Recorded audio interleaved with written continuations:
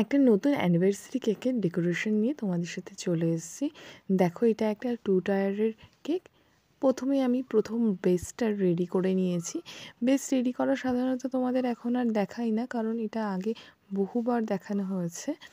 এটাকে বেসটাকে ভালোভাবে স্ক্রাব দিয়ে ফিনিশিং করে নিচ্ছি। আর যে টায়ারটা ছিল, সেই সেকেন্ড টায়ারের যে বেসটা, সেটাকে ভালোভাবে ক্রাম কোটিং করে নিচ্ছি পাইপিং ব্যাগের সাহায্যে। এরপর বেসের উপরটাও খুব সুন্দরভাবে ফিনিশিং দেওয়ার চেষ্টা করছি। দেখো, সেকেন্ড টায়ারটা আমার রেডি। এরপর আমি একটা টায়ারের উপরে আরেকটা টায়ার বসিয়ে দেব একটা স্ট্র আর প্যালেট নাইফের সাহায্যে। এটা খুব ভালো হয়, আমি তো এইভাবেই করি আর কি। যাই হোক, দেখো, ফার্স্ট টায়ারের উপরে সেকেন্ড টায়ারটা বসিয়ে দিয়েছি।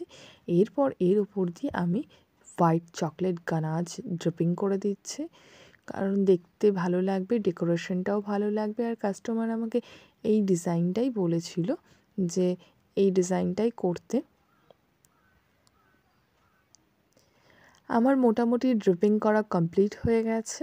ড্রিপিং কমপ্লিট হয়ে গেলে এর ওপর আমি কয়েকটা ফুল দিয়ে দেব।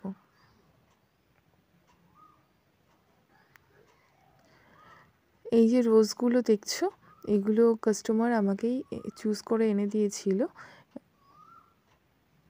এটা পিঙ্ক হোয়াইট রোজের কেক ডেকোরেশন ছিল, কিন্তু কাস্টমার না পাওয়ায় এই ফুলগুলো এনে দিয়েছে, আমি সেটা দিয়ে ডেকোরেশন করে দিয়েছি।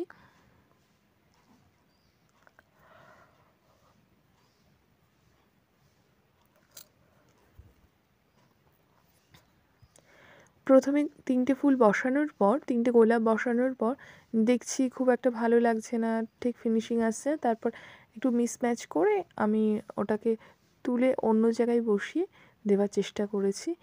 এরপর ফার্স্ট টায়ার আর সেকেন্ড টায়ারের বেসের মাঝে একটা ডিজাইন করে দিচ্ছি, যাতে সেটা দেখতে আরও সুন্দর লাগে, বেসটা আরও ইউনিক একটা ভাব আসে।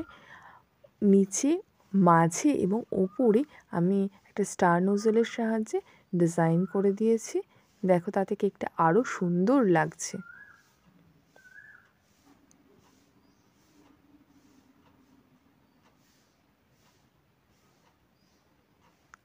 খুব সহজে এই ডেকোরেশনটা করা যায়। কেউ যদি মনে করে যে অ্যানিভার্সারি কেকের ডেকোরেশন করবে, এমনভাবেই করতে পারো।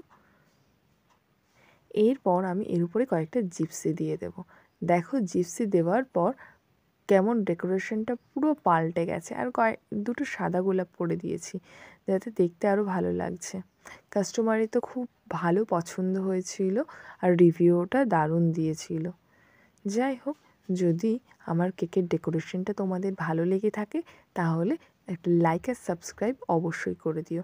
আর যদি কোথাও কোনো বুঝতে অসুবিধা হয়, জানিও।